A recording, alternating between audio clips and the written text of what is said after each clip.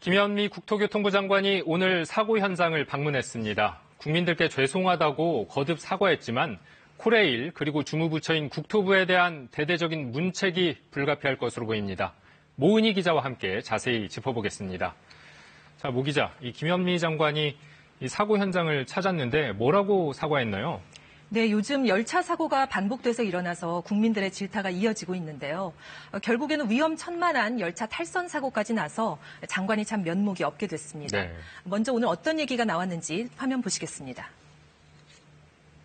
코레일, 또 철도공단에 대한 신뢰가 더 이상 물러설 수 없을 만큼 무너졌다 이렇게 생각이 듭니다. 이런 사고가 또다시 발생한 것에 대해서 국민 여러분께 정말 진심으로 사죄 말씀드립니다.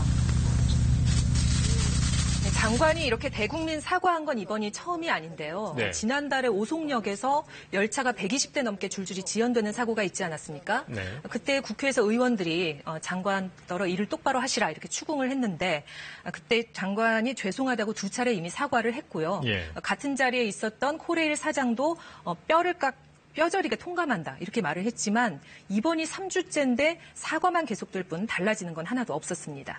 예. 사과는 사과고 그것보다 이제 안전 시스템을 대대적으로 손봐야 하는 게 더 중요할 것 같은데 그리고 책임질 사람은 또 책임도 져야겠죠. 네, 맞습니다. 특히 이번이 하필 민감한 시기인 게 그 남북 간의 철도 연결이 한창 추진되고 있지 않습니까? 그렇죠. 예. 그리고 또 북한에서 김정은 위원장이 만약에 답방을 한다면 KTX를 이용해서 다른 곳으로 이동할 수 있다. 이런 그 정부 측의 시나리오도 검토가 되고 있었는데 예. 이렇게 선로에 나뒹구는 열차가 이렇게 나오면서 체면을 구기게 됐습니다. 네. 김현미 장관도 그래서 참 민망스럽다 이런 표현을 오늘 쓰기도 했는데요.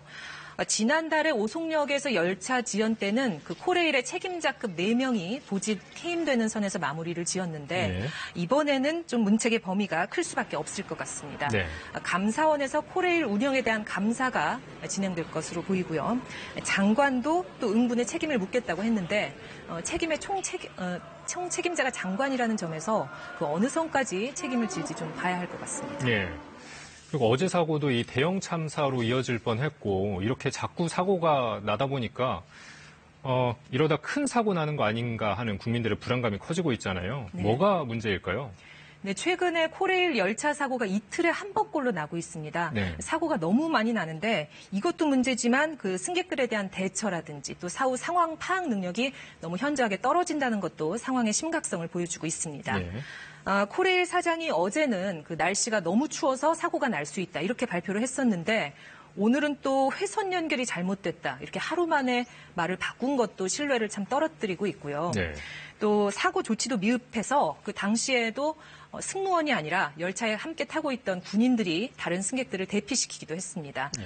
이렇게 정신 못 차리는 코레일뿐만 아니라 최근에는 온수관 파열이랄지 통신구 화재랄지 이렇게 국민들의 안전과 직결되는 사고가 잇따르고 있는데요.